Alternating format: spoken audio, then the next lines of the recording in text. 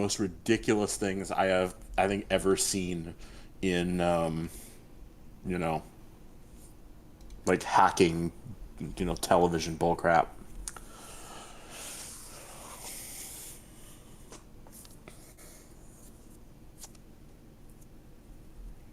Oh yeah.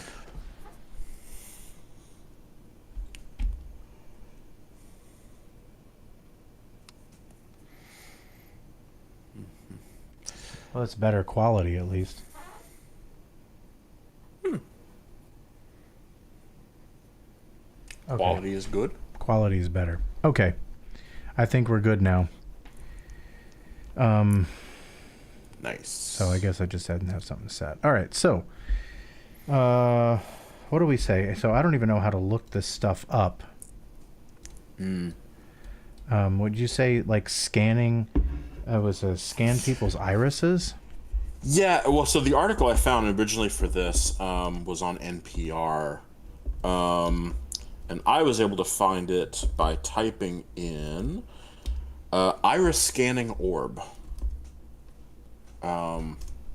Granted, I had already seen the article, so perhaps that helped for the search engine to Eyeball get to where it scanning already went. silver orbs. NPR. That's what I'm thinking. Yes. Seeing.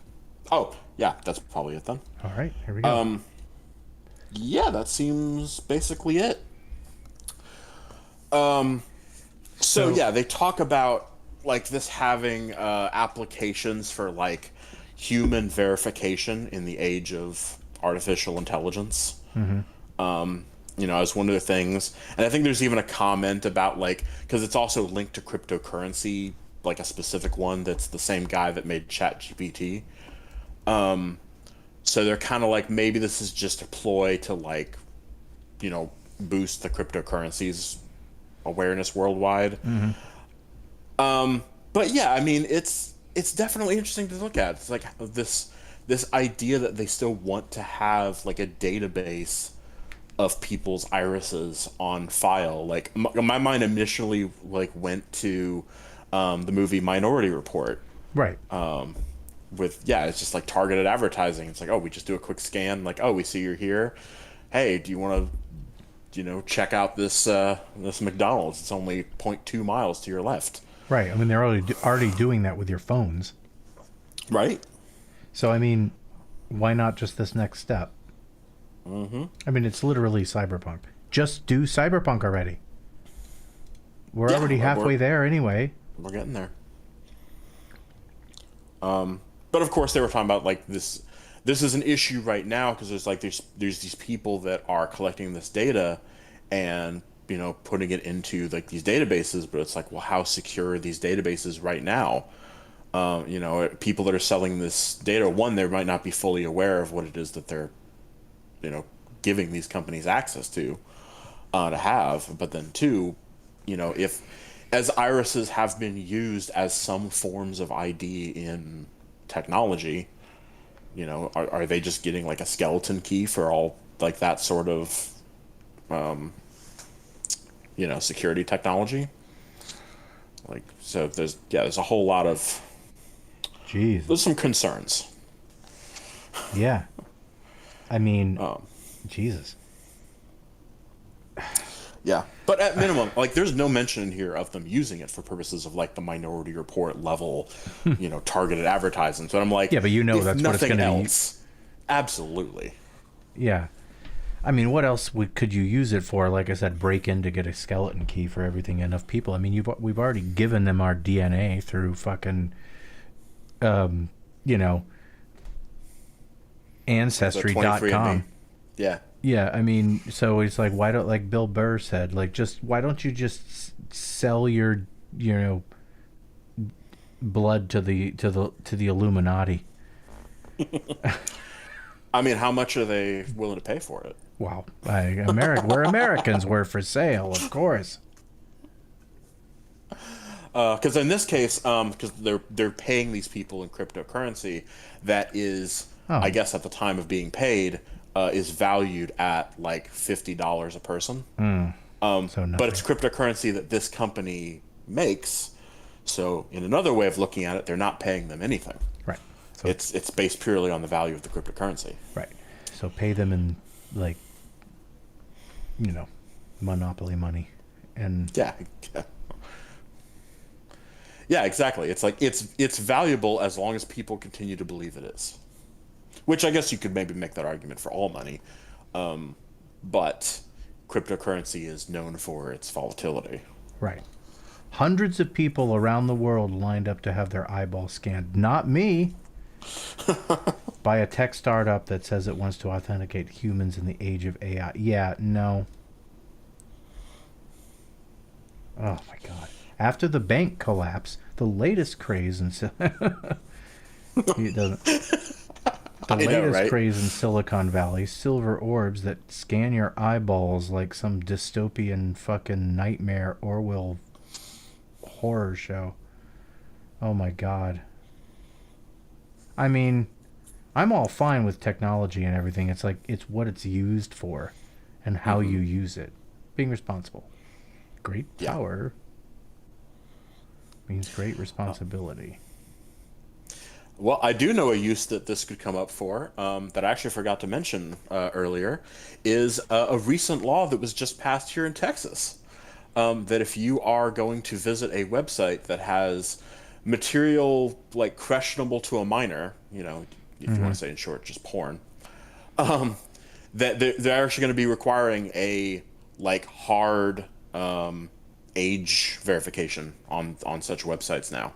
Like you have to provide like your driver's license information, kind of. Yeah, Verification. yeah, I've heard about that. Like they're trying to like certain states are cracking down on whatever. I mean, I don't. So know. I mean, I was reminded of that because of like this is the thing that if you had set up to be on your computer, in for whatever purposes that you would need such verification, this could be used in lieu of that. They're just like, oh, because this is such a common thing I have to do, let me just scan my eyeball real quick. Right.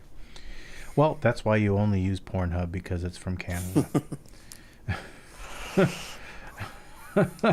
Yeah. Well, so from what I was reading on that other article, it's like if you are, I guess, going through internet service providers here in Texas, then it's at that level you have to, as the website owner or something, you have to make sure you comply with the laws. Apparently, it's a thing that's already in Louisiana. I wasn't even aware of this. So I guess they already know how to do it. And that's going to be something that we'll see how it goes going forward, I guess. But it's one of those, just another ridiculous thing to add to the pile, and sadly is not even close to the worst things that Greg Abbott here has done in this state. Yeah. This is barely even a footnote on his list of atrocities. Right. Well, I mean, you know.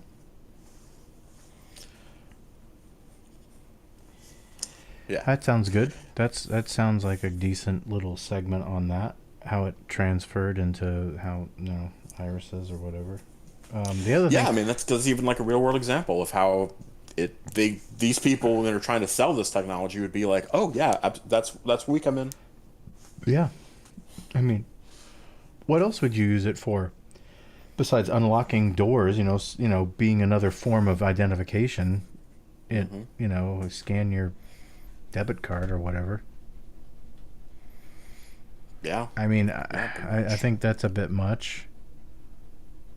Because, I mean, if we know that fingerprints duplicate after so many billion people, when do irises duplicate? Around the same, I would guess. But it would be. I mean, yeah, it's Are they fair. going to have?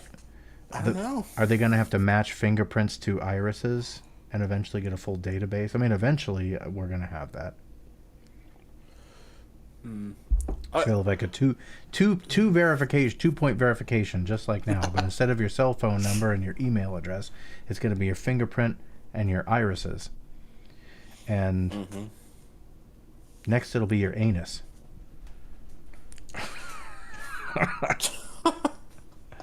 Something that comes out of the ground, you put your finger on and you look into, and then you can put your mouth around this other thing. Yeah, it was the God, what were those called in the episode of South Park? Right, it was in South Park, wasn't it? Yeah, I think what is it? Just the It or something? It was like some kind of thing that like that was like replacing cars and planes and whatever. Yeah. Oh yeah, yeah, yeah. The thing that was like the rotating cylindrical, like it looked like a big Stargate or a bicycle or something.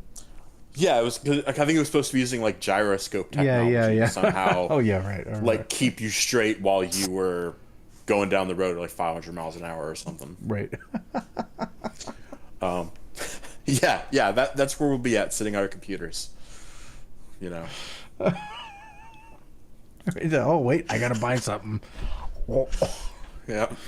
Oh. Because yeah, you got to get that saliva verification test and that, you know, stool sample. Stool sample, going on. the rectal thermometer. Yeah. Oh. Warning, warning, warning. You have diabetes. Yeah. I mean, at the very least, yeah. If they That's like your go ahead cost. and do the medical test while they're Your at it. cost of tacos and pizza has gone up. But then they'd take your temperature, and then you'd get like a $400 bill in the mail for medical services. Medical services, yeah. It was like that old thing. It was old from the early 2000s. Remember that thing where it's like the guy would call in and like the future of ordering food or something? No, I don't remember that. No, you don't remember this? Was like 2002? No.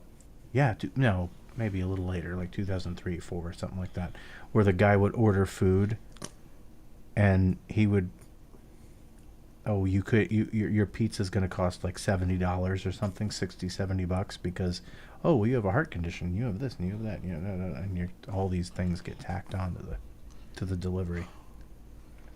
Huh. Yeah, It's no. like the future of pizza delivery.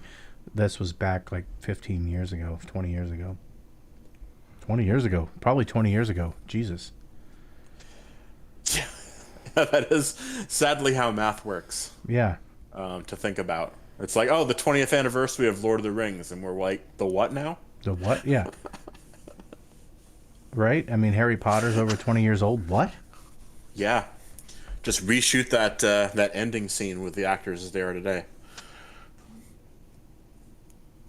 Well, to be fair, it's not that old. Yeah. Well, but the difference in time. The difference in time for that scene. We're pretty would much be there now. fair, yeah. Yeah, they probably look older in the actual movie than they do in reality. Yeah, because I mean, anytime they do an aging thing for characters, They overdo and it. actors, yeah, they definitely always overdo that. I think they're doing pretty good with the de-aging now. They're getting there. For the most part. Like, because yeah, I gotta say, I was, and I know this is like really an aside for that, but like the Secret Invasion show, they did some de-aging with Samuel L. Jackson, and I was watching that and going like, okay, I mean, yeah, you can really tell that what they did here, blah blah blah, and then like just out of no apparent reason, really, me and my roommate watched the movie Unbreakable the other day. Oh. Because he hadn't seen it, and I was like, yeah, it's pretty good, whatever. And then I saw Samuel L. Jackson, and I'm like, okay, he did kind of look like this though. Yeah. So Well, maybe I was being a little cruel to my mental image of how their de-aging process worked. I thought they did pretty good with Dial of Destiny with Harrison Ford for Indiana Jones. I still need to see that. Yeah, I mean, I imagine it'll be on Disney Plus in I don't know, probably like a month or something. And that's what I think at this point. that's why the movie didn't do so well, is because everybody knows like it's going to be on Disney Plus in like a month or so. So why am I going to bother to go to the theater? Yeah, I mean, I absolutely would agree with that. That now that we've entered very hardcore the age of streaming, that COVID really Right. probably sped up beyond any. Yeah, whatever of course, now. absolutely. Yeah, And then everyone's not worth it. no, and everyone's Most of like, the time. "Oh, well, all the other Indiana Jones movies are on here, so I'm sure the new one will be here soon." Why go spend $100, over $100? If you have a family, you have 2 kids, you're spending at least $100, if not more, for popcorn and tickets to go see a movie. And then if you go see an IMAX, forget it. You're like $150 for 4 people. It's cost me just to go see Indiana Jones with popcorn and everything was almost like $50. probably almost 60, I think, just to go see one movie. And And yeah, annual subscription to Disney Plus is the that's same rate as going to see one movie. that's a year. In, Yeah. in that mean, yeah. So it's like, why? So that's the real reason. It's not because it went woke. It's ridiculous. That's so stupid. It has nothing to do with that. They tried to blame it on that. It's just no. It's economic. It's all about. It's always economic. It's the economy, stupid. As Yeah. the old saying goes. Every time there's an issue with something, like everyone wants to blame it on some sort of cultural thing. It's nothing to do with that. It's simply economic. Every time, almost every time. And unless, of course, it's unless it's Bud Light or something, Sure, and I mean, yeah, it really does depend on what the thing is that they're talking about. There Right. could be an extent that that's a factor. Right. But yeah, it's with something like Indiana Jones. I don't think that there was a whole bunch of people that were just right on the about to go see it, and then they heard some friends about there being some wokeness, and then they were like, "Oh well, I guess I'm gonna wait." I didn't really like Indiana Jones that much to begin with, Right. to even go bother or whatever. It's like no, you were at the same level, I'm sure, before and after those Right. comments. Right. I went to see it because it's Indiana Jones. It's Harrison Ford. I'm going to go see. Oh wow, Indiana Jones IMAX. I've never seen an Indiana Jones movie. I've never seen an Indiana Jones movie in IMAX. Let's go see it. It'd be great. And it's what people don't seem to really grasp in their head with movies is like you realize that going to see a movie, especially in IMAX, which is like which is an experience. That's a one. Yeah. 9 times out of 10, it's a once in a lifetime opportunity. It's never going to come again. You're never going to get to experience that again. That's not something that you can like, oh, I can go do that anytime. No, you do it in this time frame, or that's it. You didn't get to experience that. It's over. And so, if that's okay with you, fine.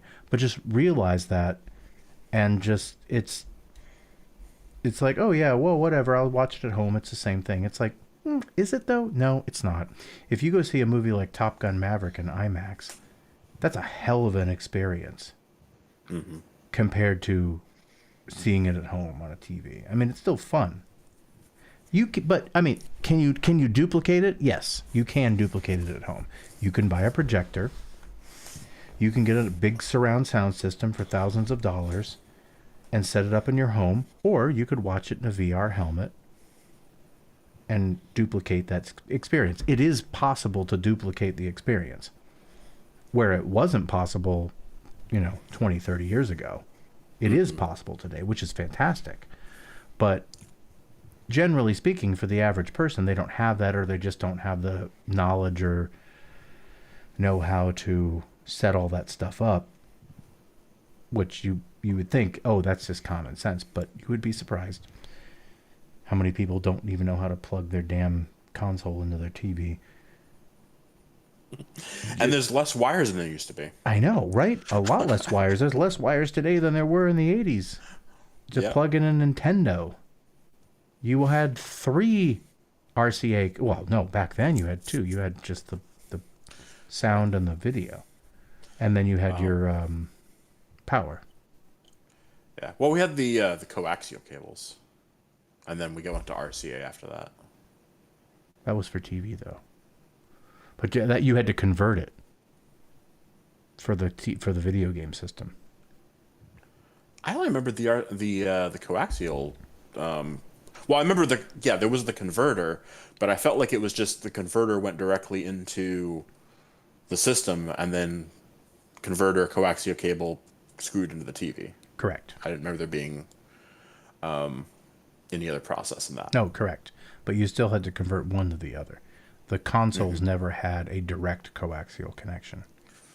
Yeah, that's fair. Yeah, I see what you're saying in that sense, that it was not just coaxial port to coaxial port or something. Right. No, none of that.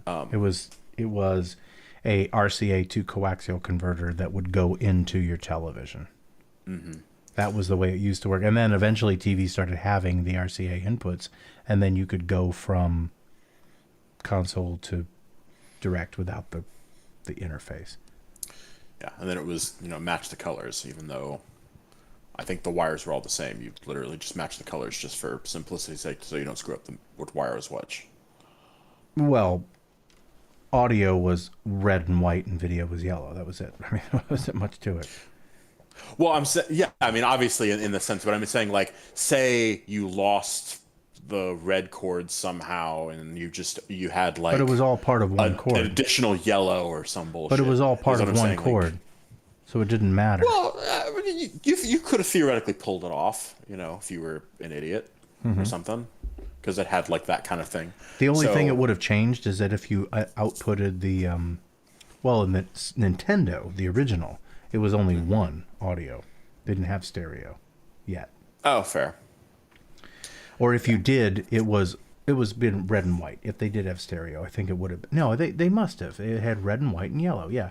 No, there was. Yeah. So you had red and white, but anyway, red and white just meant left and right. So the only thing that would have happened was that if you reversed it, then you just like when audio went to the right, it would have went to the left on your TV.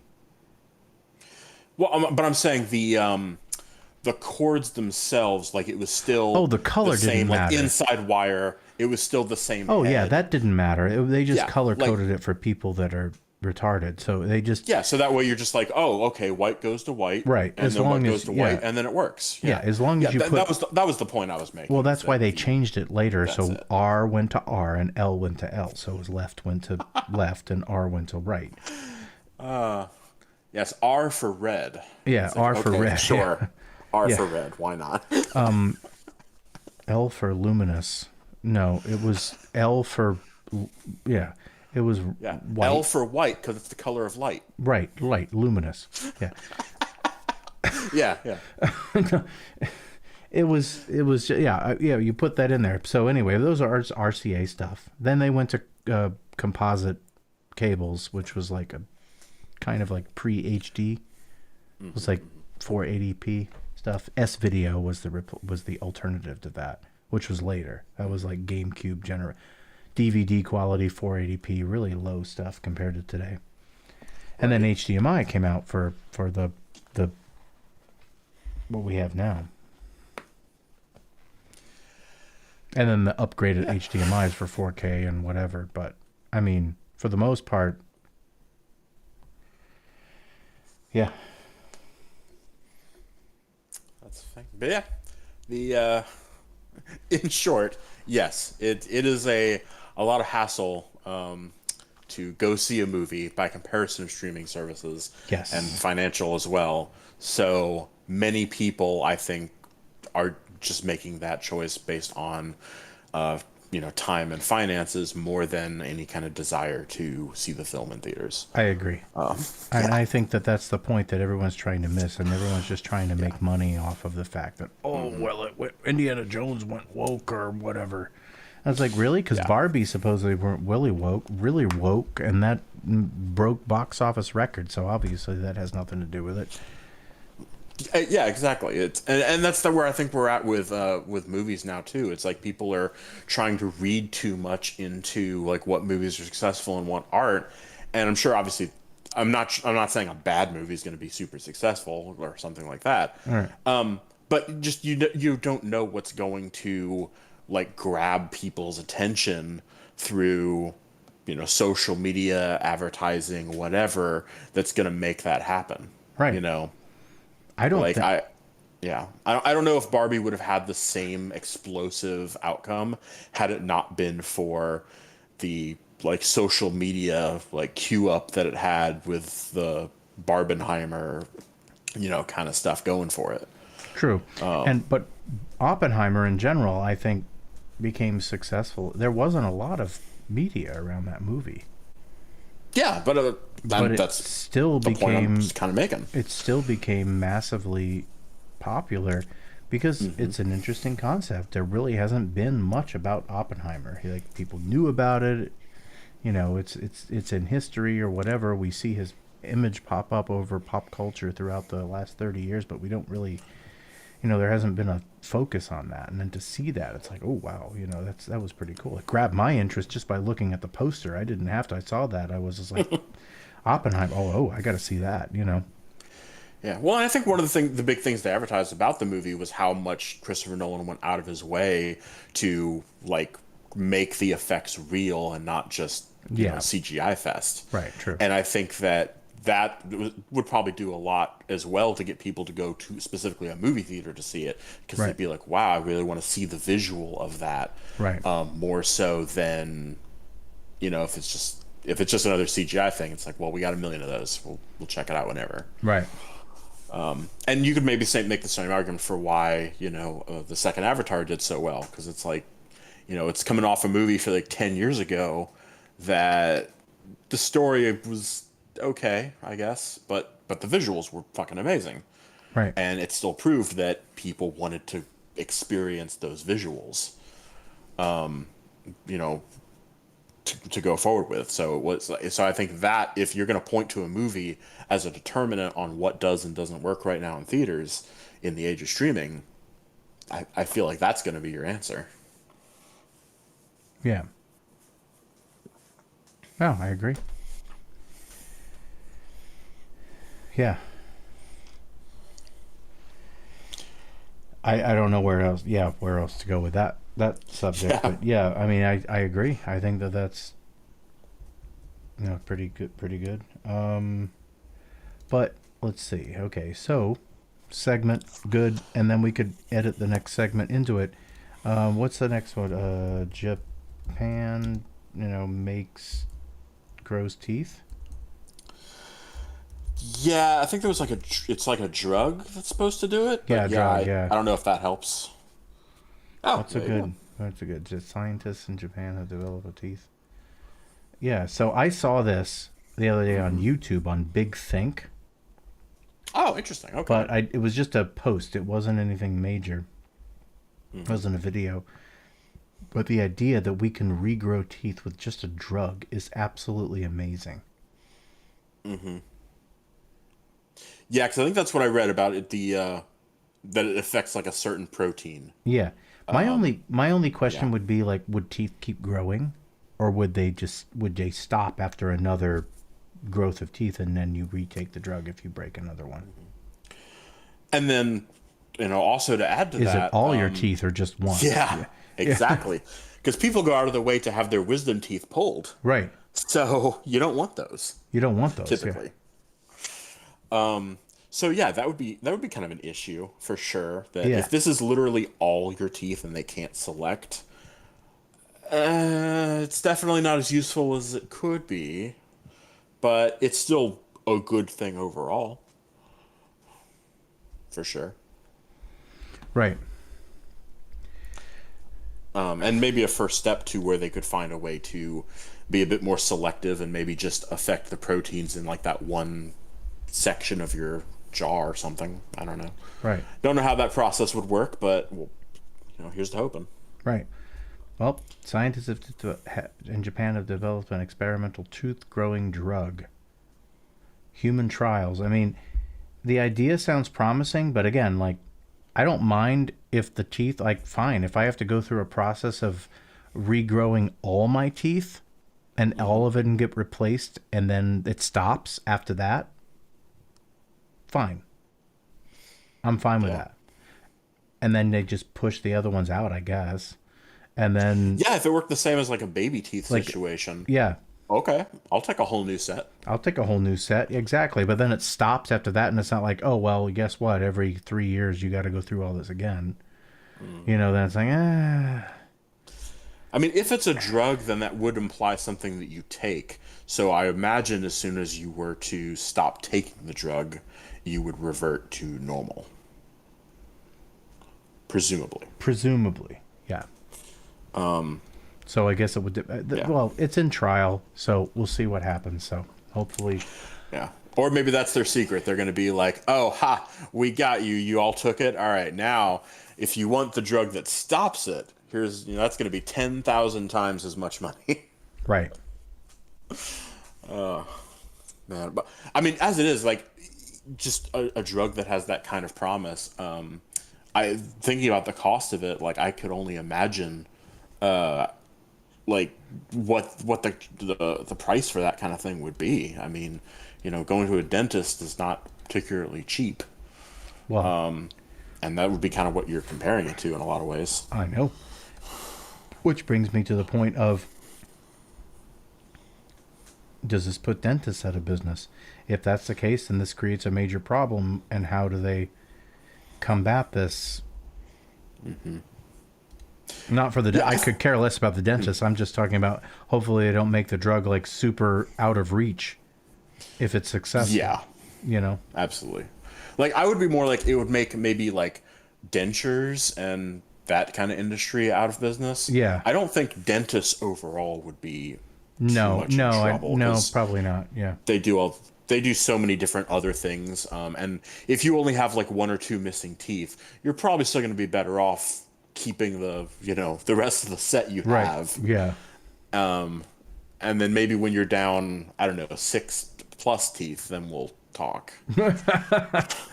As long as they're in the back, right?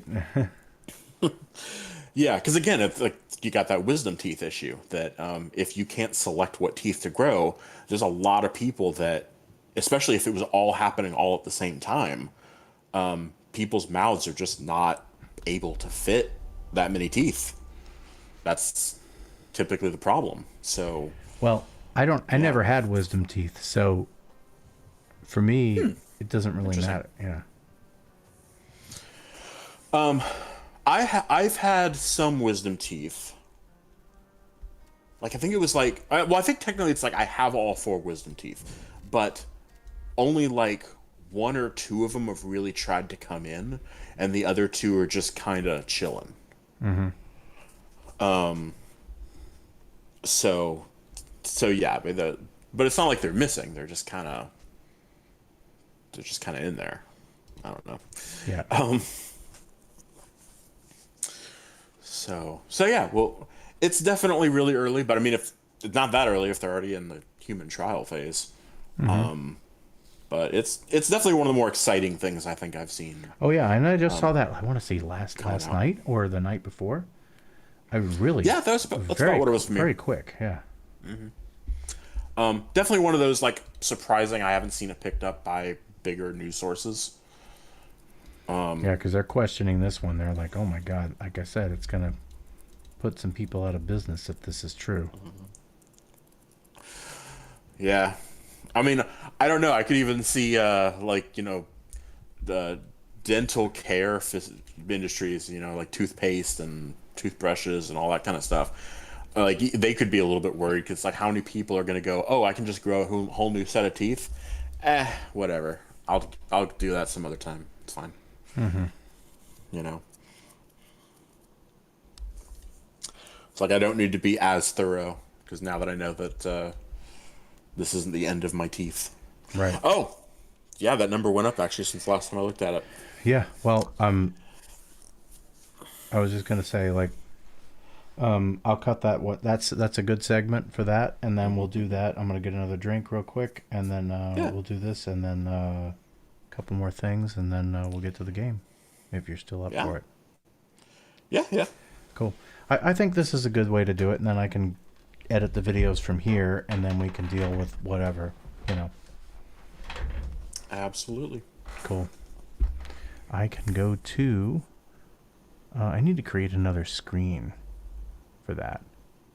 But I don't really need to bother if I'm just leaving for a second. But I can say like a be right back kind of thing. But I'll do it because it's fun. For me anyway.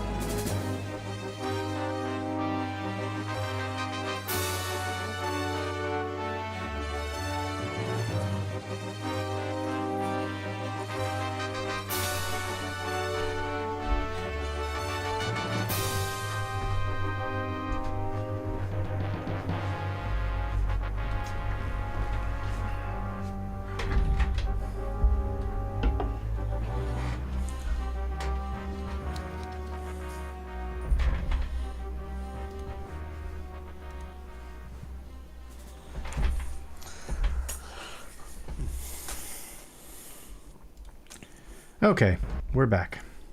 All right, so it's funny. I just told Jen, I was like, "There's some more money on the ground."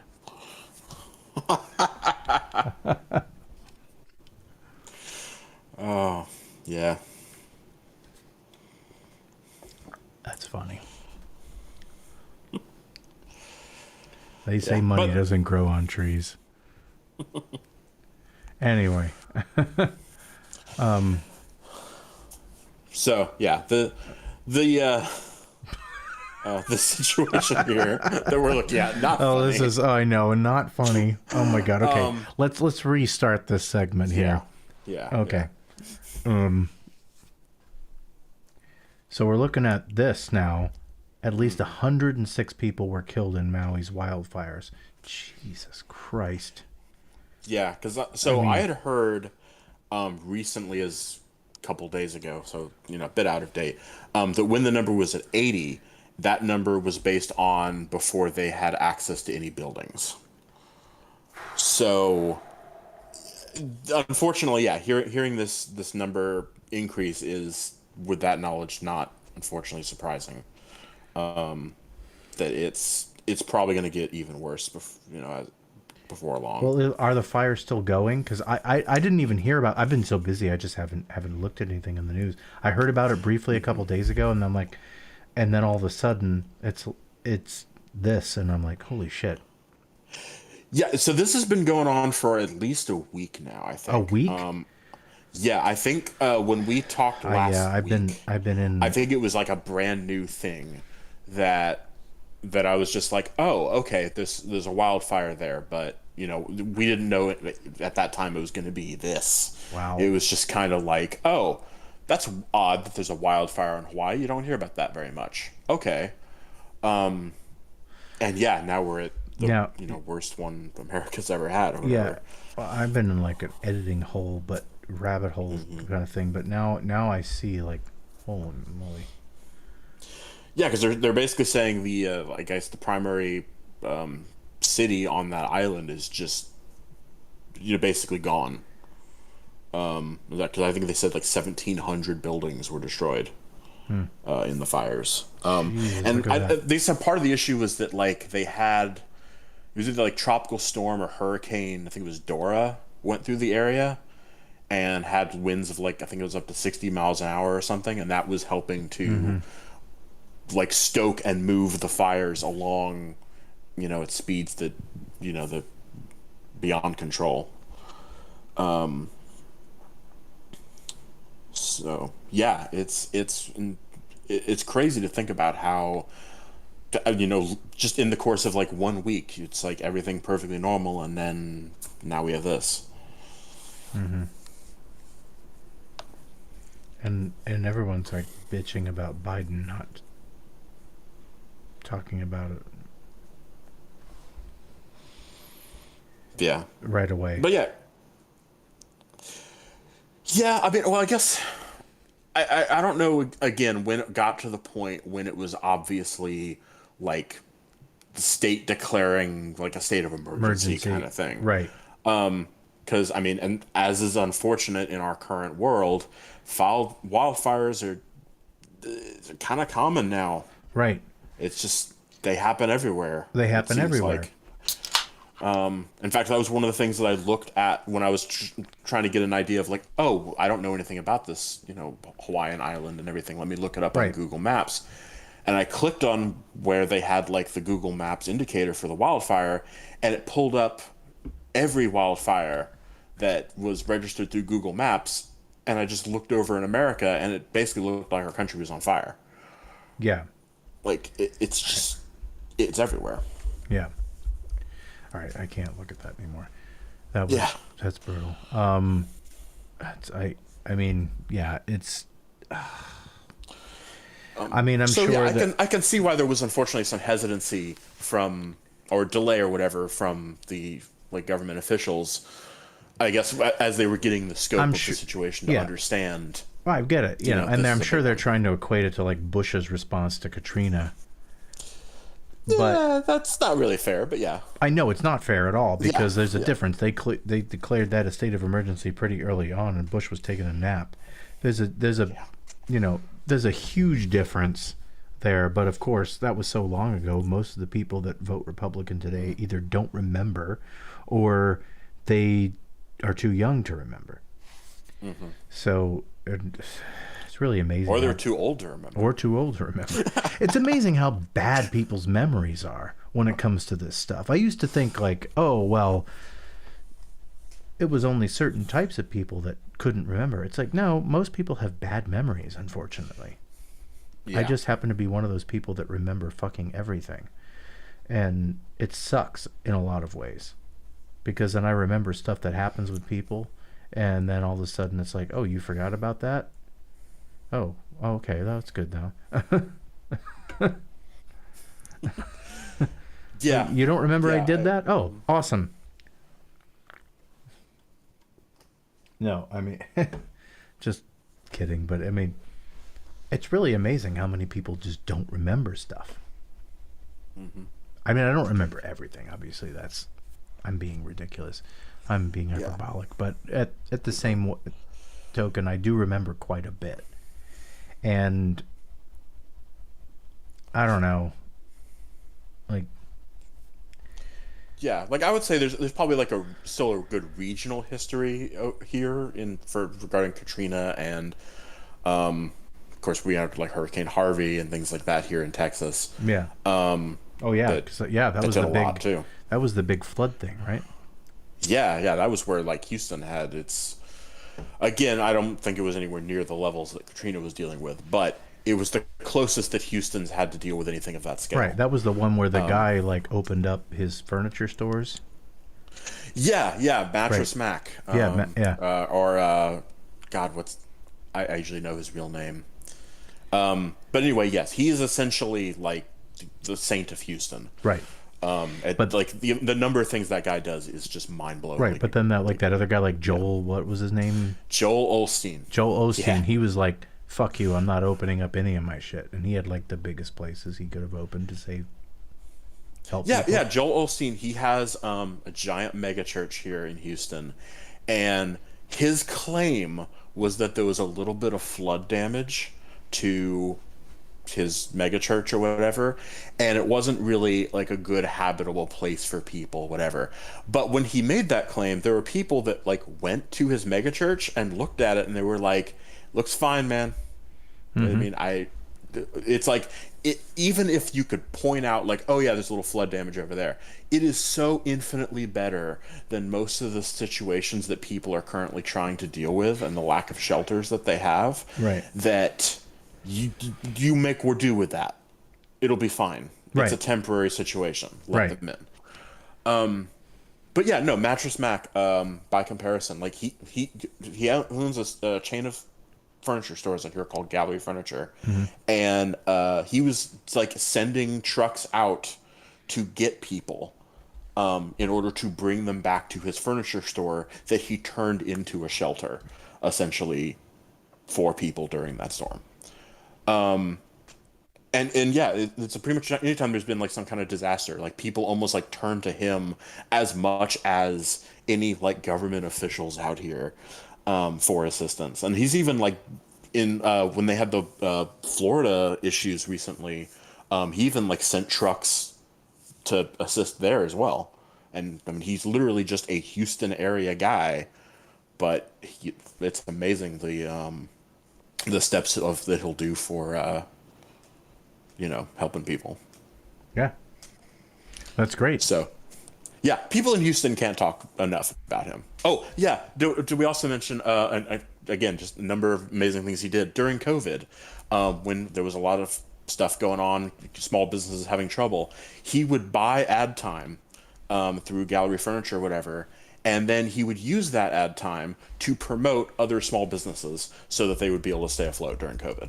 Wow, Like, I mean, it's like, who does that? that's amazing. Yeah, it's absolutely. Because there's like all those arguments about like how on like conservatives are like, oh, that's what we really need to be seeing is corporations being the ones taking the lead here and they're doing their own charity and whatever. And I'm like, if everything was Gallery Furniture and Mattress Mac and that's how all corporations were, I would be on board with you 100%. Vote for whoever you say, whatever. But he is the exception rather than the rule, in like every possible way. So yeah. With that said, I actually should look up and see what, if anything, I imagine more likely there is that rather than not, he's doing related to the Hawaii incident with the wildfires. Usually he does something when it's something big like this. Mm-hmm.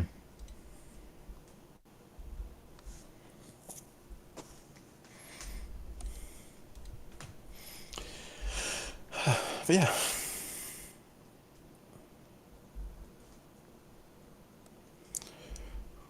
So yes, I see a subject change is on the horizon. Mm-hmm. I was looking for something. Hmm. Um.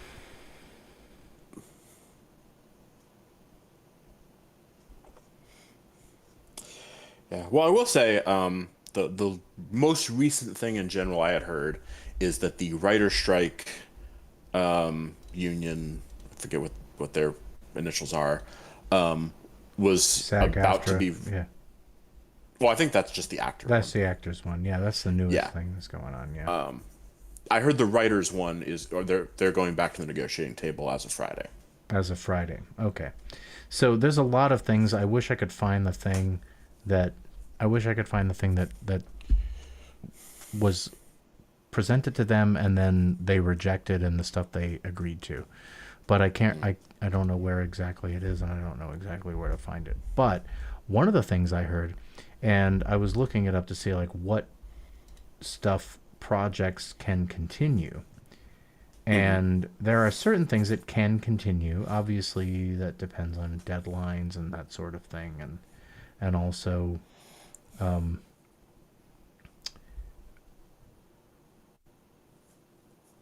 there's also if you're not in SAG-AFTRA, if you're part of the British Actors Union or whatever that is, I don't know what the name of that is, that doesn't apply. So if you're doing House of Dragons or whatever, Yep. if you're part of that, Like I that heard doesn't Wheel of Time is Wheel able of to go on Time, right now, yeah, too. that stuff like that. I think The Last of Us is continuing for some reason. I don't know why that is, but Yeah, I think I also heard that. Well, I mean, I've the the girl playing Ellie in that. I think she's British. she's so she might be falling British. under. Yeah, she's British. So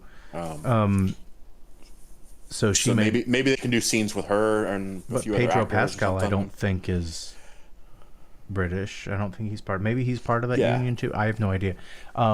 But they can probably film her scenes like by herself if she has. And it's season 2, and we know what happens in season 2, so it's mostly Ellie. Right, right. So Yeah, exactly. So yeah, I would imagine they would be able to continue production on that.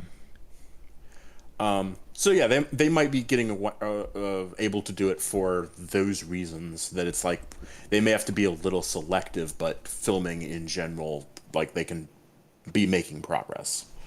Right. So yeah, I don't know. I'd heard there was like one specific studio, I think it's like A22 or something like that, that they're allowed to continue. If I don't know if you heard about that. A22. No. Yeah. So yeah, it's some studio. It's not. It's either A22 or A21 or something like that. Apparently, they're a more like independent studio that's not part of the coalition of negotiators or whatever that they're banded together for this deal. And they basically said, "Hey, we see what you guys are asking for. Okay, we'll give it to you." And apparently, they're providing like everything that the guilds are requesting.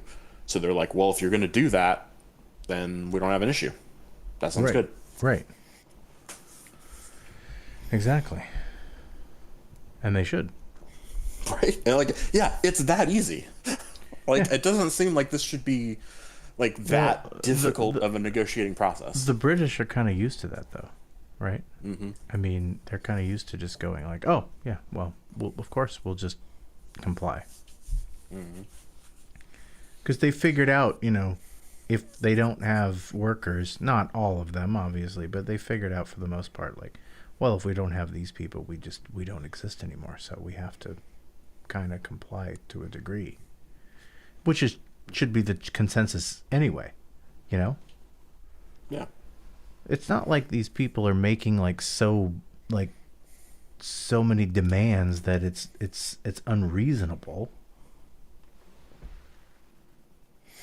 Yeah, exactly. It's not like they're saying like we demand $10 billion for every script that we submit, whether you make it into a project or not, or whatever. Like, no, Right. it's yeah. They're basically saying like, can we have like a steady paycheck of a normal amount that a normal person would expect in this country? Yeah. Like, yeah, I think that's not asking too much, you know. Absolutely. So yeah, it is just mind blowing to me how much that the people are just dragging this out when it seems clear that they're not going to be able to, get the unions to just cave and just be like, oh yeah, I guess even though we've been on strike for 3 months, we'll just go ahead and suck it up and deal with the nothing that we're getting. Right. So yeah, because one of the examples I heard about, and I don't know if you heard about this, was for the show Suits that was on like USA or whatever. Apparently, it's like as far as like number of hours streamed or something, it's the like most streamed show of any streaming service. Suits. Suits, I know, right? I thought the show was decent, a little bit I've seen, but I wouldn't have thought that much. But yeah, so they were giving that example. Maybe it was just maybe of a certain time period. I don't know. But apparently, the person that like did writing for that show, despite all these like billions of minutes streamed, got like a residual check for like $450 or something, for like a 3 month period. And it's like this is literally the most streamed thing, apparently, and that's all I'm getting. Yeah, that's bullshit. Yeah. That's bullshit. But they're saying like by comparison, if it's on like syndication on like a TV network, you would expect numbers of like 15,000. Right. It's bullshit. The whole thing is bullshit. And yeah, it's all horseshit. A bunch of bullshit. But the one thing I did hear about that, and I don't know much about it, was, and it's again, this is from an independent source in the field that I just happen to know, that apparently like there's supposed to be solidarity with the union, right? Mm-hmm. But there are certain actors and certain people that are getting vouchers from the union to still do their projects and still work for the studios. That's definitely not great. Nope, it's not great, and I don't know what that means. I don't know I don't know any more beyond that. So it could be it could be something specific, like related to the fact that they're part of, like The Last of Us. Maybe Pedro Pascal got, because most of the cast is in that other union, in part of the British union, and it doesn't apply. And he's like, all right, we'll give you a voucher because the majority of the people and you're the only one, or something like that. Maybe it's something like that. I have no idea. I don't know any more information about it. I have no details about it all, but I do know that apparently some actors, it's very vague, and I couldn't really pin them down on it. So I don't know. So the people that I know, because I do know the people that are suffering from this, regardless of what side you take, are the production crew. Mm-hmm. The production crews, regardless whether you're a set builder or post production guy or a you know, you're a video a DP, director of photography, something like that. You're getting hurt by all this. You're not working, and these people have to work all the time in order to make their ends meet. That's expensive to live in LA. Yeah. And when they're not, absolutely. when they're not working, it's like they're not getting anything. So it's really sucks, because they're part of a different union that is in solidarity with them, but it's still a different union. I don't think SAG covers and AFTRA covers the production guys. I know the virtual effects guys have tried to get their own union going, which is great. Mm-hmm. Yep, absolutely. And I hope that works. Yeah, like I could feel that being going forward with some of these union contracts, just slipping in to say like, oh, and by the way, if things are shut down because of a union strike, we get to keep being paid. Right.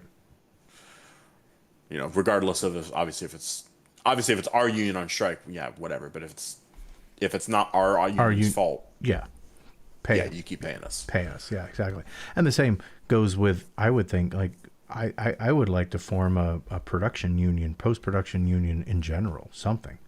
Mm-hmm. Why don't we have and this is maybe a question, maybe I'm too stupid to understand this, but why don't we have a national labor union? Probably just because of all the anti-union propaganda that's around. Yeah, but disregarding that, which I know is a huge ask, but Yeah. Would it be possible if you got rid of the anti-union propaganda, just having a national labor union in general, just to make sure that anybody that's doing any kind of job, I'm hiring you to do this. That's a job. Doesn't matter what it is, doesn't matter what it's for. That's it. You're protected under the law, under this national labor union. Yeah, I feel like if it is supposed to be a national union that essentially covers all workers, at that point you're just talking about sensible labor laws that would be at a federal government level. Right. You wouldn't necessarily have to have a union about it. You just have they just pass these laws, and then it's like do things like minimum wage, minimum paternity leave, minimum, vacation time, etc. Right. And then from there, then you go into unions that are more specific fields, still the way we have it, to say, okay, well, here, because of the specifics of this job, this is why we need beyond the standard. Right. Right, exactly. But yeah, no, absolutely. Something about like raising the standard in the first place that would give like these unions, I think, a better starting point for their negotiations, because if there's like no law about them having any minimum vacation time, then you're walking into the negotiations being like, okay, well, we know the set default is 0, but we would like it to be a month, please. Right. So then they're like, no. Right. Right. As opposed to 2 weeks going up to say 3 weeks or a month. Right, exactly. Yeah. So something like that. That would be great. Yeah. I would think. Yeah, oh yeah, absolutely. Because there's. I was looking into the vacation time thing a lot, and there's while America, of course, does not have any minimum amounts. Every other country, a lot of European countries, most countries like have. Yeah, I know they have 2 weeks to 3 weeks. I know. Yeah, I'm very much aware of that. Yeah. Yeah. Like I said, I've been following like most of this stuff. Like I've known about for years Mm-hmm. and been following a lot of this politics stuff for a long time. It seems like forever, but it's really probably been like 5 years.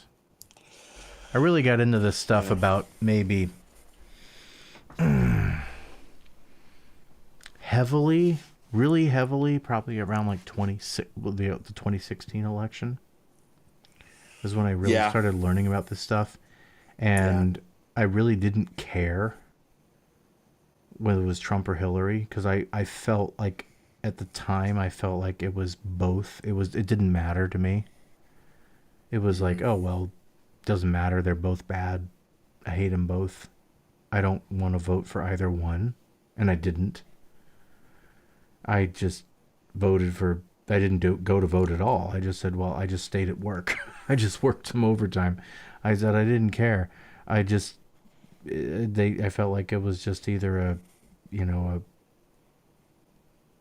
a turd burger or a shit sandwich, Mm-hmm. Mm-hmm. So, but then as I learned more and more about politics and what's going on, it's like, yeah, but then I realized like it's more complicated than that. Like it wouldn't have mattered where I live, even if I went out and voted for Hillary, it wouldn't have made any difference. Yeah. And It's even if everybody definitely that I frustrating. knew in Rhode Island went out and voted for Hillary, it wouldn't have made any difference because Rhode Island has such a low. It's only 4 electoral votes, and we already went to Hillary anyway, Yeah. Exactly. so it wouldn't have mattered.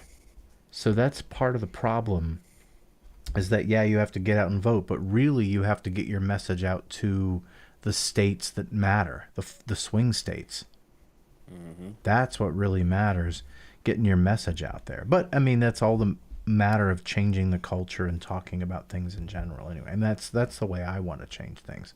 I don't believe in like revolution. Yeah, because I mean, That's not realistic. yeah, yeah. I think revolution in the way of your thinking, if you need to go with that, sure. Sure. Yeah. But yeah, literally, like we need to go grab the guns and take down the Capitol Yeah. or something. Yeah, like Hell this is no. the fucking, That's like, insane.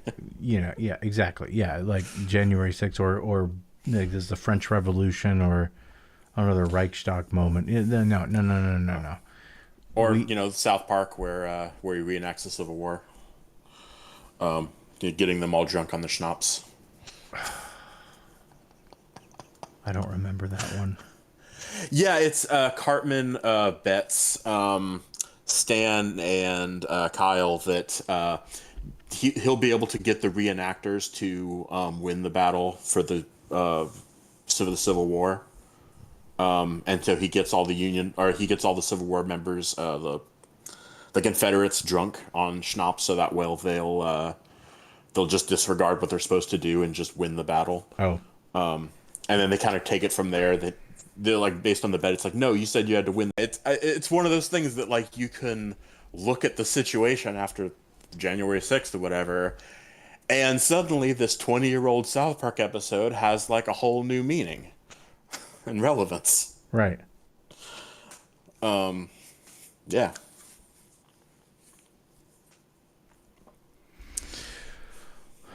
Well, I'll cut to that. Yeah, that's interesting. I don't know what else to say about that, but about that other than the vouchers thing. We'll see what happens with that. But otherwise, I wanted to talk about. Didn't want to go too crazy. I know it's getting later, but I hate to. We can briefly touch on these next two things. I mean, really, the other thing I had was something on social media. As long as we have major political talking points and news stories to talk about, it's way more important than online political drama. But I mean, yeah, we need to address the news article of the week that is like the elephant in the room. Right. Yeah. Exactly. So, Yeah. and I'm gonna try to get these videos out there so I can do something, and hopefully, we can talk about this. Maybe I'll put a music bed under this stuff. So people can get like whatever the fuck I want to put under here. Yeah. Well, this seems more like the Benny Hill theme. Oh, well, Trump, yeah. So, Yeah. here we go. Here we go. Ba-bum. Trump now faces 91 felony counts, but the most recent batch is different. Is it? Is it, though? Because, how long have we been talking about this shit now? And nothing seems to happen. Nothing seems to happen. It's the same crap every single time. This is why I don't really have any interest in this anymore, because it's like, it's just, he's still in a suit. He's still in front of a podium. He's still talking. Nothing has changed. And it's just the same garbage from him. They're after me. Da, da, da. I was like, okay, well, are they? It sounds like it just sounds like everybody's being played and everybody's being distracted. And it's just a big freak show. So, I don't know. The Georgia case sweeps more broadly than prior indictments, and for the first time, some of the charges carry a mandatory minimum prison sentence. Well, that is significant. So, we'll see. At the start of the week, Donald Trump faced 78 felony counts across 3 criminal prosecutions. Then, near midnight on Monday in Fulton County, Georgia, District Attorney Fannie Willis added a 4th case with 13 more. Great. Yeah. In some going up ways, to the new 91. huh? Yeah, going up to 91. Yeah. Yeah, go there. In some ways, the new charges resemble the old, like special counsel Jack Smith. This was the one everyone talks about, Jack Smith. Willis has accused Trump of orchestrating a conspiracy to overturn the 2020 presidential election. And like Manhattan District Attorney Alvin Bragg, Willis has accused Trump of falsifying documents, albeit very different types of documents and for very different reasons. Okay, so this is Politico. This is a fairly reputable site, and it's they tend to get things down to more concise messaging.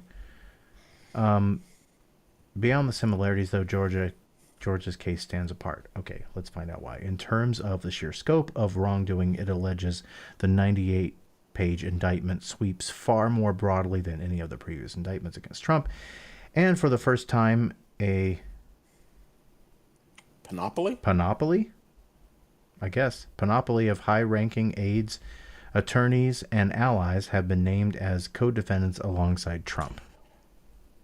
No, I guess it wouldn't be panoply because that's too many syllables. Panoply? Yeah, I guess. Why wouldn't it be panoply? Because it would be an extra O. Op-O. Oh. Panoply. Yeah, it probably is like panoply then. Panoply. I'll admit, I'm not familiar with the word, but I would say in the context, it's basically saying These articles, and this group is of people. I'm not the only one that can't get these words right. Like, say, pronunciation. See, this is what I do. Panoply. Panoply. There you go. Panoply. Yeah. See? You'll live and learn. And There for you the go. first time, a panoply of high-ranking aides. There you go. Trump and the other... See, Google's a wonderful thing. Trump and the other defendants charged in this indictment refused to accept that Trump lost, and they knowingly and willfully joined a conspiracy to unlawfully change the outcome of the election in favor of Trump, the document says. The conspiracy contained a common plan and purpose to commit 2 or more acts of racketeering activity in Fulton County, Georgia, elsewhere in the state of Georgia, and in other states. Okay. Well, the indictment lists a total of 41 felony counts. The 13 counts that apply to Trump fall into the following categories. Here we go. This is what matters. 1 count of violating the state's Racketeering Influenced and Corrupt Organizations Act, commonly known as RICO. 6 counts of making false statements and writings, filing false documents, or conspiring to do so. Okay. 3 counts of soliciting the violation of oath by a public officer. 2 counts of conspiring to commit first-degree forgery. And 1 count of conspiring to impersonate a public officer. Wow. That's pretty bad. That's pretty bad. Yeah, because that's in reference to the fake electors. Yeah. Yeah. Yeah, no, it's. I mean, a lot of the stuff is very similar to the parts that were in the more previous So, indictment. That's the Jack Smith one. That's the federal. But I mean, this one's I think was pointed out as being significant because these are state charges, and it's like, though, yeah, the crime of first degree forgery similarly carries a mandatory prison sentence of at least 1 year. So it doesn't say anything more about any of that, but it does say down here, and now I'm jumping around a little bit, so, but yeah, yeah. if the judge does decide to impose a prison sentence, it must be at least 5 years. Okay. So, Based on the RICO count, it looked like. yeah, based on, okay. Okay. States RICO account. So what I'm curious is, like, can they summarize this and how many years would he be imprisoned if everything? Well, if they're talking about the mandatory minimums of at least those two laws, Yeah, a mandatory then that minimum. means that if he's found guilty on all counts based on what we've read so far, that would be a mandatory 6 years. Okay. And because if there's not a mandatory minimum, then a judge can, as far as the sentencing, do whatever seems appropriate based on the scope of what's there. I mean, given Trump's advanced age, 6 years is already likely beyond what would be expected for him to get through, I think. And if he's found guilty on more than just those two charges, I would be surprised if there's a judge that says, okay, well, literally the mandatory minimum for just these two is enough to cover all of them. And I'm like, really? Right. I don't know about that. That seems like that would be asking a lot. Because, like, while there are the mandatory minimums, there is usually every time there's a sentencing, there's a accepted, like, sentencing guideline that's followed for each count. Yeah. That's giving you kind of a range of, typically acceptable minimums and maximums.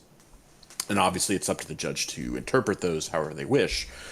But I think it would be very surprising if a judge went that low. But yeah, with Trump's age, anything in the realm of 20 years is basically, going to be the rest of his life. Oh yeah, absolutely. But as I was seeing in the article I was reading that talked about it, the fact that it's a state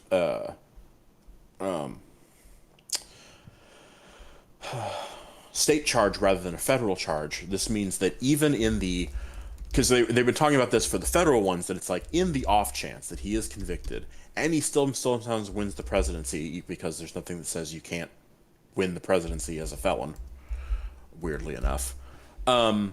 Then you get into that question of, can he pardon himself? Well, if it's a state charge, I don't believe he can, because it's the same issue that Biden had recently when he tried to pardon, like, all offenders of, like, marijuana offenses. He was only able to pardon the federal ones. He didn't have control to do that, and he was like, okay, I implore governors to follow my suit and do this as well. So it would be up to the state governor to be able to pardon those. So even if he were elected president, he wouldn't be able to do anything about those. Right. Of course not. Well, we'll just see what happens. Yeah, because I think they're talking about a timeline of, like, roughly 6 months or something, maybe, to be able to do this. So that we'd be talking about, like, early, first quarter of 2024. We might see some progress. So it'd be nice if it happens faster than that, but unfortunately, the court process can be a bit slow. That it can. Well, we'll see. We'll see what happens there. All right. Well, that's that segment, and then we'll go on to another one, and then I'm gonna cut these up anyway, and we'll go from there and see what happens. So, and I'll post a little thing or whatever. Maybe I'll put at the end of each video, and I could do this right now. Thanks for watching the video. If you guys want to comment, come on the show. You can join our Discord, or you can leave a comment in the comment section, and we can try to get back to you. And you're more than welcome to come on and talk about the issues, debate with us, have a conversation. We're open to it. Thanks again. Don't forget to like and subscribe. Peace out. There you go. Yeah. Sounds good. Yep. That's a YouTube enough for everybody, right? Mm-hmm. Mm-hmm. I can edit that. Yeah, if you really like that content, you just got to hit that like button down there. You know, maybe give a subscribe, Yeah, give a subscribe. Come on, man. Yeah. Okay. Oh my God. Hey guys, what's up on YouTube? Yeah. I was like, cool. I'm gonna do jump cuts really fast. Yeah. Yeah. No. No. Yeah. There's definitely some extremes that I hear sometimes, and just like, nope. So nope. Click off. Close out of that. Close out of that one. Yeah. No, I don't want that. I want real people. That's why I'm doing. Absolutely. That's why I'm doing this. I want to appeal to, like they say, when you start a YouTube channel, you just want to appeal to the people that you would want, like-minded people in the same crowd, right? Mm-hmm. So the whole stream will go up, but on top of that, I'll have the clips. And yeah, because I would even have a thing where, like, if somebody wanted to come to us and say, oh, I think that you're misunderstanding this, or you got this fact wrong, or blah blah blah blah blah, here's the article I found that corrects you. Right. I would be like, fantastic, thank you, I'd love to read that. Absolutely. Yeah, absolutely. And I think that becomes that's what I want the whole point of everything on social media to be. Unfortunately, there's a lot of trolls. There's a lot of people who just want to start shit and whatever, and that's fine. You can do that, but at the same time, it's just like, okay, well, we're not really helping the conversation along. You're not furthering the proceedings here. So you can only take so much of that. You can do that early on, like us. We're a new channel, but if the channel ever does grow and more people, and it's my fault, I haven't really been doing anything with the channel because I've been doing other things, but yeah. If it does ever grow and more people start, commenting and doing more stuff, and that's just a matter of putting the content out there. And we're on YouTube right now, and there's nobody on, and there hasn't been, and there probably won't be tonight because nobody knows we exist. But that's why YouTube's not really a streaming service for the most part. For the most part, but at the same, it is once people know who you are. Okay, sure, yes. If you already have, 6-digit subscribers or something, sure, yeah, you're a streaming service. Yeah. Below that number, I don't know. Yeah, like Vosh, he has on average 5,000 viewers watching his stream every time he goes on, and he's under 500,000 subscribers. Yeah, it's not. I mean, that's basically saying 1% of people. Yeah. Get the notification and go, oh yeah, I should check that out. Yeah, I do. I watch his streams when I can. There you go then. So I haven't watched a live stream of anyone I watch ever. Really? Yeah, I know I'm weird like that, I guess. But yeah, because I'm even like the Games Done Quick people that do like the speed runs and charity, whatever. I still haven't actually watched their live events. I always just check them afterward. I think just Vosh is entertaining, but anyway, so that's my thing. I can grab that. That's at whatever we are, an hour. We only been on for an hour. That's low. That's nothing. I know, right? But anyway, so we got one thing more to cover, really. I am curious on this one for sure. And I hadn't heard anything. Yeah, so this was just something I found out today. And I'll just I'm gonna grab a drink and I'm gonna get into this, and it's nothing major, but it is because it's something we actually touched on last week when we were playing the game, and it has to do with a little bit about microtransactions. And okay. And how it's kind of Baldur's Gate 3 is kind of disrupting the industry because of its success, which I think this is a good thing. Sure. Yeah. So. Okay. We are intrigued.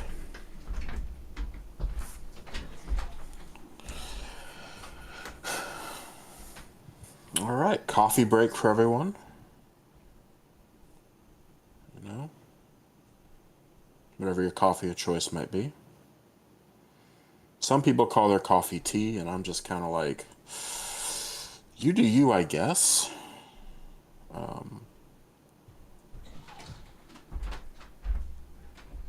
But yeah, not really though. Tea is great.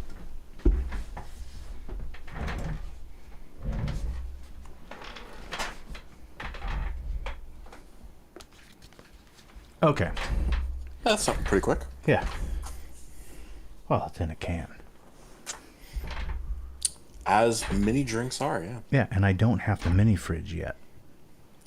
So the channel will pay for my mini fridge eventually. Funny enough, I did have a mini fridge, and I didn't move it with me, so now I don't have a mini fridge. Well, I was offered one, and I never took it. I don't know what happened with that. I don't know, whatever. Anyway, so here we go. I don't know much about it. I mean, I know a little bit about it. I watched an IGN video about it earlier. The Baldur's Gate 3 causing some devs to worry about fan expectations. So, a number of developers have voiced concerns about Baldur's Gate 3 being seen as the new standard for RPGs, prompting Larian Studios to respond. The conversation was sparked by a Twitter thread in which a developer argued that Baldur's Gate 3 should be seen as an anomaly for a number of reasons, and other industry veterans agreed. Has Baldur's Gate 3 set the bar too high? Now, to me, there's no such thing as that.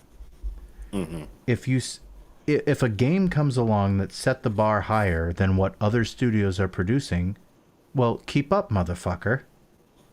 Right? That's my response. Yeah, exactly. Then that's everyone else is basically saying like, "Whoa, hey, you're making us look bad." Mm-hmm. You know, it's like, no, Yeah. that's how this process works. Stop submitting, subpar shitty games. Right, exactly. And calling them AAA titles. Right. No shit.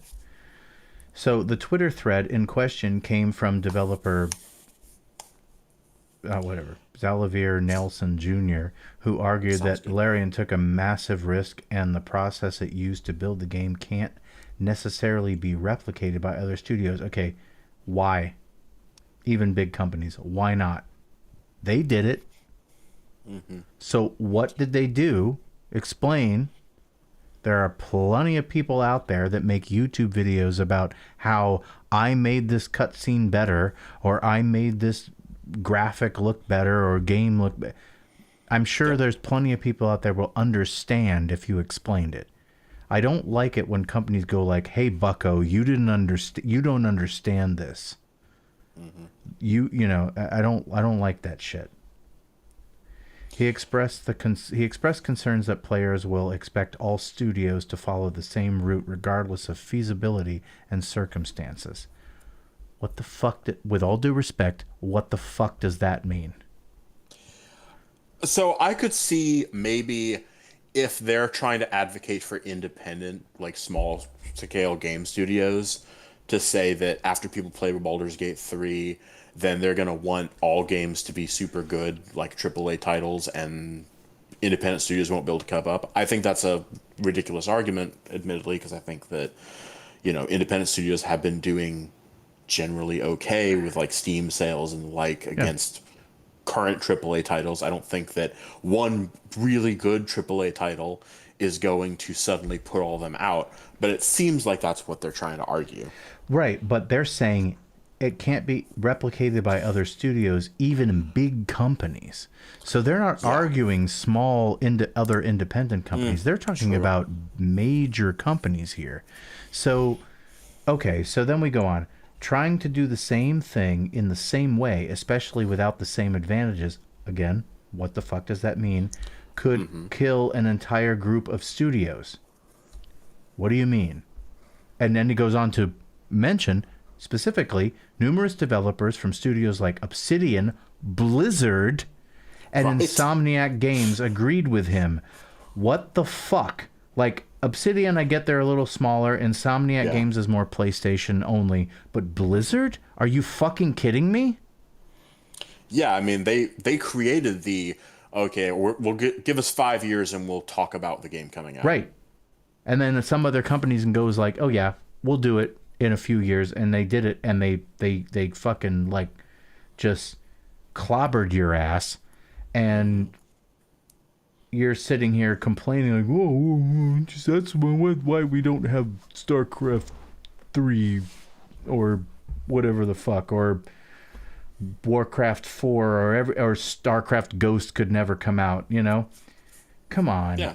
it's I mean, they bullshit. literally had StarCraft 2 completed, Yeah, and then they were like, okay, let's wait like 3 years before we release Heart of the Swarm, even though all we're doing is adding some cutscenes and a few new units or some shit. yeah, But the game engine in the game is like fully made.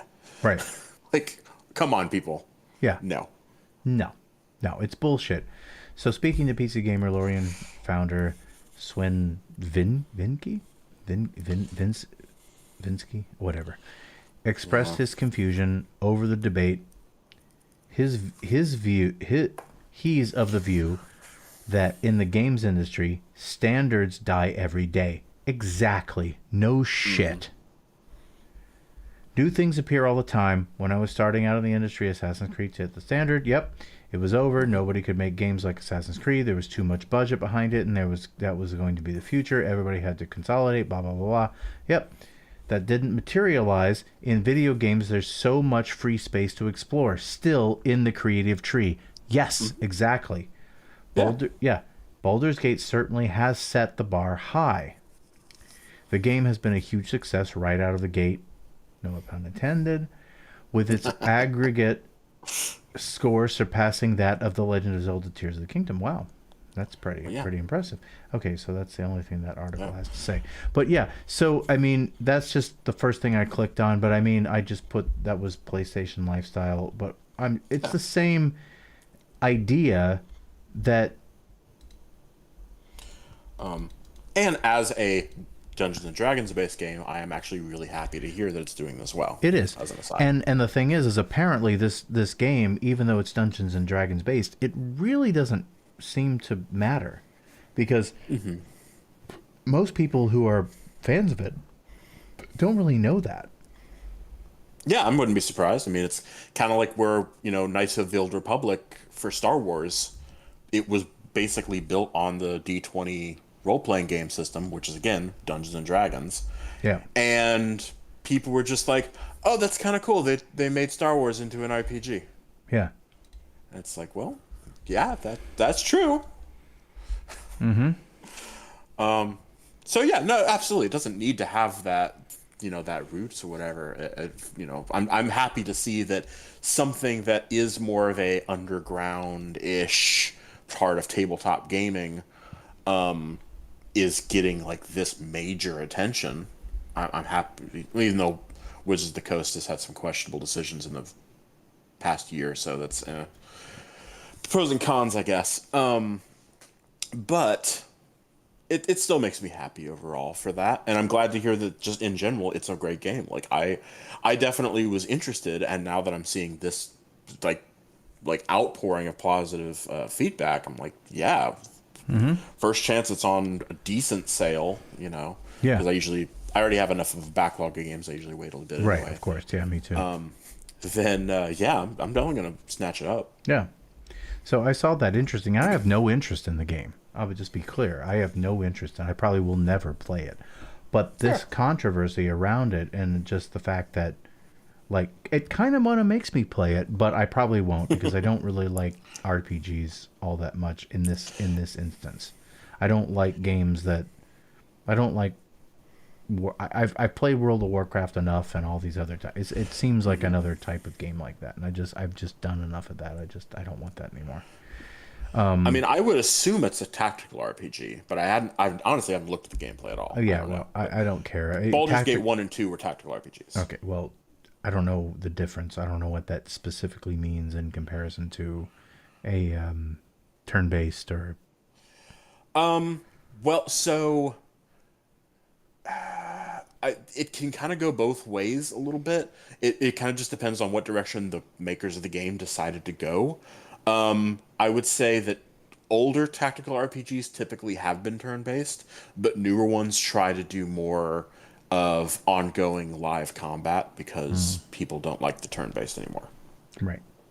Well, So either I way, kind of wouldn't I be don't. surprised if Baldur's Gate's Yeah, real and time. that's not. Yeah, it's just not my thing. I mean, I just and I'm not. High fantasy stuff for me is just not. I want. I'm more of a sci-fi guy in general. I like the sci-fi stuff. I'm interested in Starfield. I'm really excited about that. I want to see that, and that's kind of my game coming out. It depends on the game. Like I was playing Star Everspace, and it was kind of boring me. I was Yeah. playing it a little bit, and it kind of bored me. So I never know what game's going to get me and what's not going to get me, because I was just playing The Witcher 3 the other day, and I was really enjoying it. Yeah, The Witcher 3 is amazing. Yeah. And so Great game. it's not necessary. It's the game. It's not about the genre so much. It's just a matter of the quality of the game and how it's produced. Because I was really enjoying The Witcher 3, and I go around, but I have still never finished it. I've Yeah. never But I mean, finished The Witcher 3. but yeah, I think most of the industry now, though, is going toward anything that you would typically associate with a turn-based game. It's now live action. Because I don't know if you heard about like Final Fantasy 16 was recently released in June or something. Yeah. And of course, Final Fantasy is like the pinnacle of the classic JRPG turn-based combat. Right. Final Fantasy 16 is an action RPG. There's no turn-based element whatsoever. So It's how does being that operate? compared to like Devil May Cry. I never played those games. Oh, well, I they're know of them, but I've never played them. yeah. But it's like you're just running around and attacking things with like your sword and shit. So like Warcraft? No, because that would be too turn-based. Okay. Like this is like if you when you press X you swing your sword kind of thing. So this is like probably closer to like Link and Zelda. Okay. Yeah, a little bit. Like it's, I mean, I haven't obviously seen 16 per se, but they released a game recently for it was like So- Final Fantasy. so like a Stranger in Skyrim. Paradise, and it was that way. Yeah, if you were doing Skyrim as third person and you were pressing the button to swing your sword, and it did like fluid attack motions or whatever, yeah. Okay. Well, that's. It depends. It depends on how well. I like the Bethesda approach to it, I guess. But I'd rather have like. But then again, I mean, in that case, I mean, isn't that kind of what we're playing with? Like, you know, like, New Dawn, where there's. Yeah, I mean, if you don't have guns and you're doing third person, Well, who cares whether it's third person or not? It's still the same concept hit wise to the other opponent. yeah, I mean, so Final Fantasy 15 did kind of a hybrid where you still were like actively attacking and blocking and that kind of stuff as you were doing the combats, but there was still a little bit of element underneath of like RPG elements of like hit points and being able to use a little bit of magic and I don't know if there's really anything turn based though, so maybe no, there was sometimes you would give them actions and I think they would wait a second to do it. So there was a little bit of a sense of people were taking turns that was happening in the background at any rate. Yeah. But the more recent version of the iterations and everything, Stranger of Paradise for Final Fantasy, that one is very much like you attack the enemies and you like stagger them, and if you stagger them you can press the button at the timing to like instantly kill them, and you can like swap your class on the fly to like do different attacks, and it was all like real-time combat choices Gotcha. that's happening. So I'm pretty sure that was kind of like a test case in some ways for them to say, okay, we're just gonna do one of our main flagship numbered titles as just pure action RPG. Gotcha. Cool. Well, we covered pretty much everything except my stupid shit. I thought your topics were more interesting than my dumb, stupid thing. So I was just finding stuff, whatever I could find, and I had online. We can do this stuff at any time. Do you want to try? Do you want to play the game a bit? Yeah, we could probably do a little bit. I know it's getting late. Go ahead and get into that. Maybe just like whatever. Just call it whenever you're done. I mean, we don't have to go super late. Maybe an hour, half hour, but whatever. Yeah, I was thinking in that realm of like hour, maybe even hour and a half. Okay. Like do a, maybe more of a hard cap at like 3 or something at my time. Fine with me. I don't have anything to do tomorrow, so other than working, which is whatever for me, and same as you. So Yeah, that would be basically my plans for tomorrow. Yeah, is just doing that, right. and then maybe much later I'd have to like cook dinner or something. But Well, we all have to eat. yeah, well, I mean, this is more of a like the couple meals that are left for us to cook this week are more like a bit more time intensive than just slapping something together. It's all time intensive to me. That's fair. 5 minutes, 20 minutes. I don't care. Yeah, but yeah, we're looking at doing a Japanese curry. Oh well, that's gonna take some time. A little bit, yeah. What else? No, I mean, just, that would be the thing for tomorrow. Yeah, but you said more. Oh, for the other one, Yeah. my roommate's looking at doing a chicken tiki masala. Oh shit. Yeah. All right. Well, that's not. I mean, it's mostly the sauce that takes some time, but yeah, it's still time. Yeah. Time is time. Chicken tikka. Chicken tikka. Chicken tikka. Yes, Or- yes. Chicken tikka. Yeah. That sounds Our right. masala. Will you have mushrooms in it? Yeah, I'm probably saying it wrong. I don't know. I don't remember them being mushrooms in it. Okay. Just curious. Oh, I should probably just skip that. All right. Well, cool. So nobody is watching, Nice. as far as I know, and I still have the YouTube thing up. It says 1 views, but nobody's watching, and it could have been me from earlier, but I have no idea. All I can say is it doesn't matter.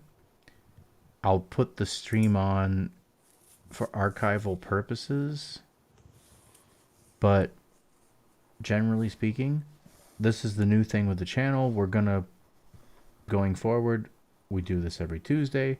We'll talk about our politics and news stuff and pop culture and whatever's on our minds on a Tuesday, and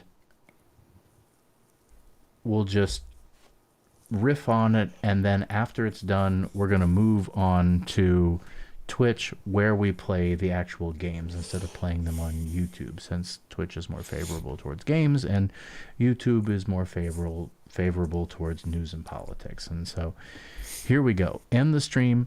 We're over to Twitch. Peace.